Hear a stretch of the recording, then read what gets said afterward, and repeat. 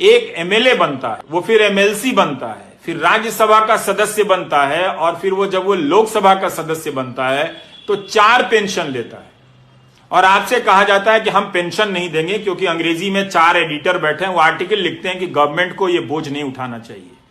वो पैसा जो सरकार आपके पेंशन में खर्च करती, वो पैसा किसको जाता है? 5 बड़े उद्योगपतियों को जाता है जब उनका धंधा चौपट हो जाता है। तो सरकार जनता का टैक्स लेकर जनता का पालन पोषण ना करे और 4 उद्योगपति का धंधा डूब जाए तो उनको 5 लाख करोड़ दे और 2.5 लाख करोड़ आपके पेंशन पर खर्च ना करे। और कहा जाता है कि आप एनपीएस में निवेश करें। क्या हम और आप एक ही योग्यता रखते हैं? मान लीजिए कि मेरे पास 10,000 है और आपके पास भी 10,000 है, यहां पे 100 लोग हैं, सबके पास 10-10 हजार है। क्या सभी लोग बराबर क्षमता रखते हैं शेयर बाजार में निवेश कर अपने निवेश को बढ़ाने की? उनमें वो क्षमता है, दृष्टि है? मुझ में तो नहीं है, बहुत सारे लोगों में नहीं होगी। क्या उनको छोड़ा जा सकता है? इसलिए आपकी मेहनत की कमाई टूटती जा रही है और यह प्रक्रिया चली आ रही है लंबे समय से। इसी का नतीजा यह हुआ है कि हम आज इस मोड़ पर पहुंचे हैं कि हमारी अर्थव्यवस्था ठप हुई है, नौजवान बेरोजगार हो गया है।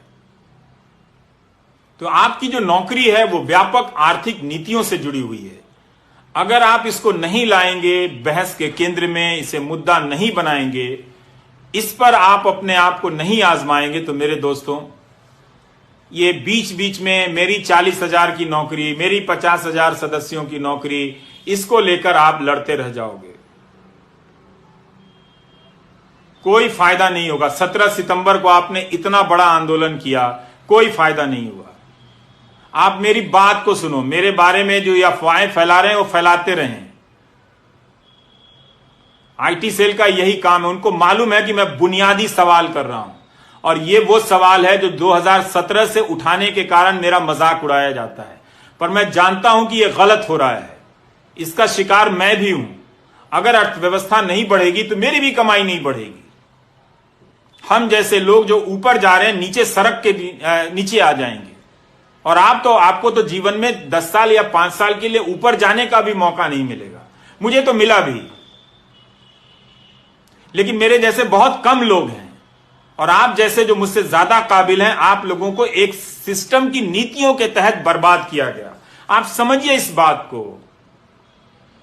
आपको जिसका भी समर्थक रहना है बनिए, लेकिन रोजगार के सवाल पर जुनून पैदा कीजिए, धर्म के सवाल पर नहीं, जाति के सवाल पर नहीं, वरना आप बेरोजगारी के दौर से गुजरते हुए बुढ़ापे में जाएंगे और तब आपके लिए वो 1,000 रुपए सामाजिक सुरक्षा के लिए होंगे, जिसे प्रधानमंत्री ऐसे बताते हैं जैसे 1 करोड़ रुपए उनकी झोली में डाल दिया हो।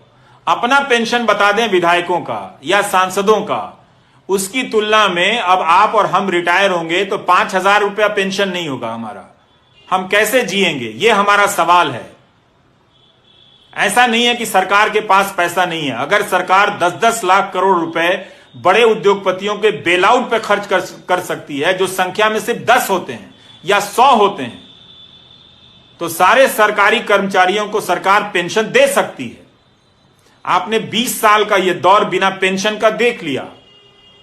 कई लोगों ने जो ग्रामीण डाक सेवा में काम करते हैं, उनके किसी एक बच्चा बाहर के देश में नौकरी करता था, उसने लिखा कि यह समस्या बहुत बड़ी है, हमारे पिताजी और उनके दोस्तों का की पेंशन नहीं आ रही है, आप उठाइए। ये 2018 की बात होगी या 19 की बात होगी।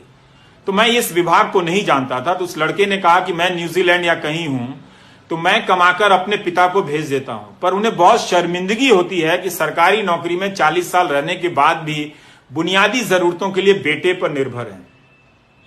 अच्छी बात है कि उनका बेटा भेज देता है, पर बहुतों के घर में ऐसी परिस्थितियां नहीं होंगी।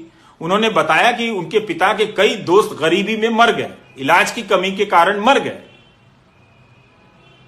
ये कब तक आप गोदी मीडिया का न्यूज चैनल और आईटी सेल देख देख कर ये तमाशा करेंगे? कब तक होने देंगे? इससे आपको क्या मिला? यह आपको समझने की जरूरत है। इसीलिए मुझे लगा कि मुझे नौकरी पर चर्चा करनी चाहिए। मैं क्यों पढ़ रहा हूं एक अर्थशास्त्र, ये मेरे काम का हिस्सा नहीं है। आज भी दो नेताओं ने कुछ बेहूदगी